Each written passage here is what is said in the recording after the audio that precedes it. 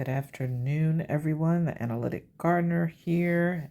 Gardeners, farmers, residents, lend me your ears.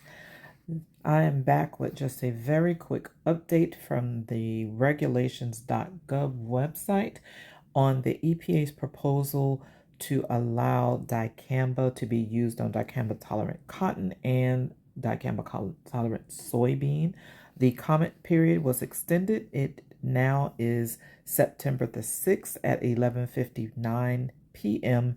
Eastern Standard Time.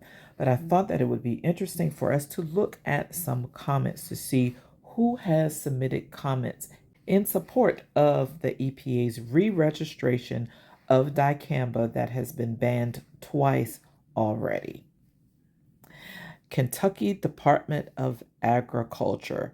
They are in support of re-registering dicamba.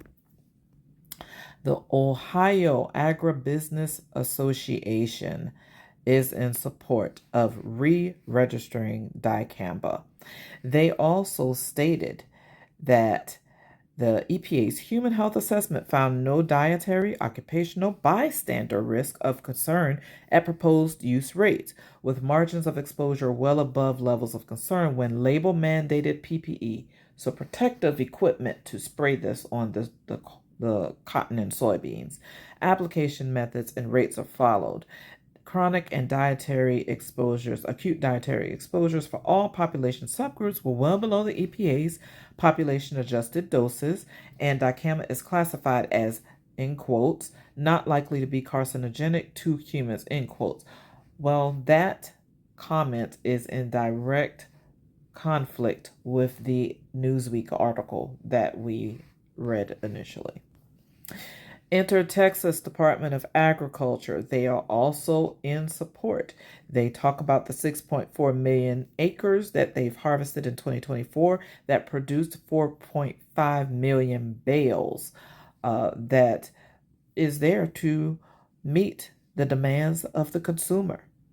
They also state that they had very few complaints about the misapplication of dicamba over several years and anticipates through proper application, this will continue to be the trend if these tools are being made available to producers. Now, they also go on, though, because they said the EPA has proposed several risk mitigation measures in their risk assessment to assist those states that have had problems with dicamba and received dicamba complaints. For those states with few dicamba problems and complaints, we ask that the EPA be open to special registrations such as 24C, special local needs for the 3 in-use dicamba products for broadleaf weed control and dicamba-tolerant cotton and soybeans. So what is 24C, special local needs? I don't know. Let's go find out. So we could go to a state's agriculture site, but hey, let's go to the EPA itself and let's see what they have to say. So, 24C registration under the authority of Section 24C of FIFRA, FIFRA, states may register an additional use of a federally registered pesticide product or a new in-use product to meet special local needs if the following conditions exist. So I'm not going to belabor over all of it, but there is an A and a B. They said existing or imminent pest problem means a problem which already exists or is likely to exist. So it doesn't have to actually exist. It's just likely that it is to exist. And then B, based on satisfactory information, an appropriate federally registered pesticide is not sufficiently available, means a state can document that a federally registered product, number 1, is not available in the state for the desired site and to adequately control the target pest, 2, cannot be applied without causing unacceptable risk to human health or the environment, 3, is necessary to main IPM resistance management or minor use pest control program, or 4, could be replaced by a formulation that poses less risk to man or the environment. And of course it goes on. We will not belabor all of that, but basically it is saying that there is a way that there can be some use without actually being under the generalized registration. There is a 24C registration that may can potentially be applicable, or at least one state is saying let that be applicable. Okay, so we will leave and go back now to the Michigan Farm Bureau. So the Michigan Farm Bureau, they are stating that they are also in support of the proposed re-registration of the twice banned dicamba.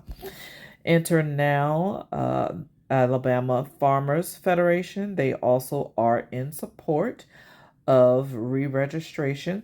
They did, though, mention that they are concerned about certain proposed requirements that may increase costs and create operational burdens for producers. The mandate to include both a drift reduction agent, DRA, or a volatility reduction agent, VRA, in every application will increase per acre costs and require additional time for mixing and logistics. Most significantly, the proposed restriction prohibiting application when the forecasted high temperature exceeds 95 degrees is unworkable for many Alabama producers. Given our state's climate, this condition could render dicamba effectively unusable during key portions of the growing season. Now, mind you, the 95-degree threshold was to help with minimizing the ability for dicamba drift to actually occur, but they are stating that they do have a problem with that restriction. Enter Louisiana. They also are in favor and support of the re-registration of this product, dicamba. They also mention that the requirement for mandatory dicamba-specific training reinforces responsible use, and the opportunity to reduce the 240-foot downwind buffer through approved mitigation practices provides operational flexibility while maintaining protections. They commend the EPA for limiting the runoff mitigation requirement to 3 points, which balances stewardship with compliance feasibility. However, certain proposed requirements present significant challenges for Louisiana producers. The mandate to use both a drift reduction agent, DRA, heard that before, and a volatility reduction agent, VRA, heard that one as well, in every application will increase per acre cost, extend preparation time, and complicate logistics. More critically, the temperature-based volatility restrictions, particularly the prohibition on applications when the forecasted high temperature exceeds 95 degrees, are unworkable for our climate and herbicide use patterns. So they are also concerned, and they are stating that it's going to be unworkable. The protection to prevent the actual dicamba drift, is unworkable.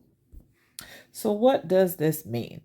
This means, guys, that we still have an opportunity as farmers, gardeners, residents of the United States of America to go to regulations.gov and comment. There have been 253 comments that are on Docket EPA-HQ-OPP-2024-0154, and you still have an opportunity to do so. So don't forget, September 6th, 2025 at 11:59 p.m. Eastern Standard Time, Eastern Daylight Time, is the deadline as of right now because it was moved.